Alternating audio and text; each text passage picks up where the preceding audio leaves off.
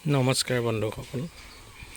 অসমীয়াৰ বাপতি সাহোন ৰঙালী বিহুটি আমাৰ দানি গাঁৱত কেনেকৈ উদযাপন কৰা হয় অকণমান থুলমূলকৈ দেখাবলৈ বিচাৰিছোঁ।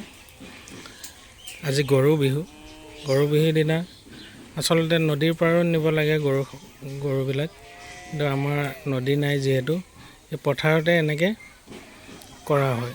সকলোৱে ঘৰতে চাট বনাই আনে, তাৰপাছত এনেকৈ ৰাইজে সেৱা কৰি গৰুক চাট মাৰি গা চা ধুৱাই নতুন পঘাৰে আকৌ ঘৰলৈ আদৰা হয়।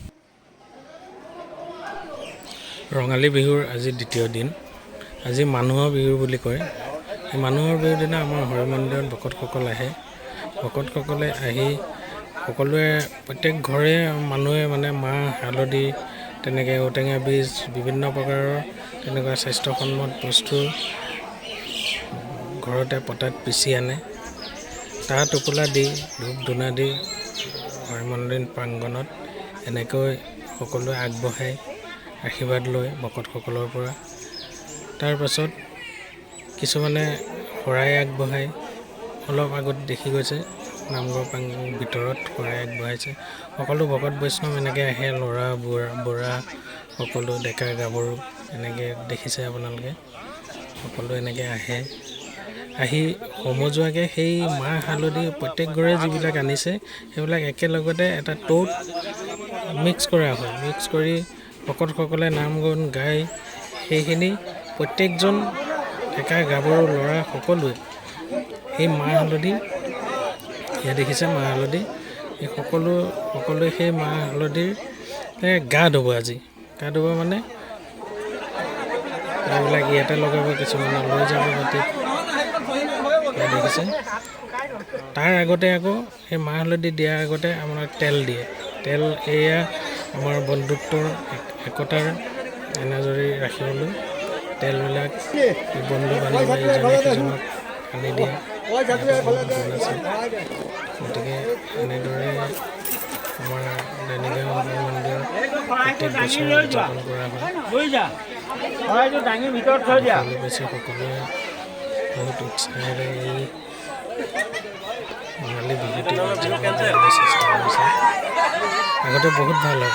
আগতে ঢোল পেঁপা গগনা লৈ ইয়াতে 1 ঘণ্টা 1.5 ঘণ্টা এটা বিহু প্ৰগ্ৰেমৰ নিচিনাই হৈ যায়।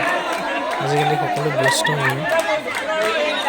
মাজতে দেখিছে মাহ হালধি দিয়া আৰম্ভ হৈ গৈছে। আগতে তেল মহিলাসকলে মাটিত লৈ যাব। আচলতে এই মাহ হালধিটো সনাৰ পাছত চাবোন চেম্পু এইবোৰ ব্যৱহাৰ কৰিব নালাগে। বহুত ঔষধি গুণ আছে। মাহ হালধি সকলোৱে জানেই, ছালৰ কাৰণে, ৰোগ নিৰাময়ৰ কাৰণে, বছৰটোৰ কাৰণে। আচলতে এই বস্তুটো পাৰিলেতো সদায় ব্যৱহাৰ কৰিব লাগে। কিন্তু আমাৰ যেনেকৈ এয়া দেখিবলৈ পাইছে সকলোৱে কিমান উৎসাহেৰে নাচিছে। এইখিনি পৰ্ব শেষ হোৱাৰ পাছত আমাৰ কণ ল'ৰা ছোৱালীবিলাকে ঘৰত হুঁচৰি গায়। ডেকা গাভৰুবিলাকো অলপ পিছবেলাকৈ আহিব, অলপ ওলাই হুঁচৰি গাবলৈ।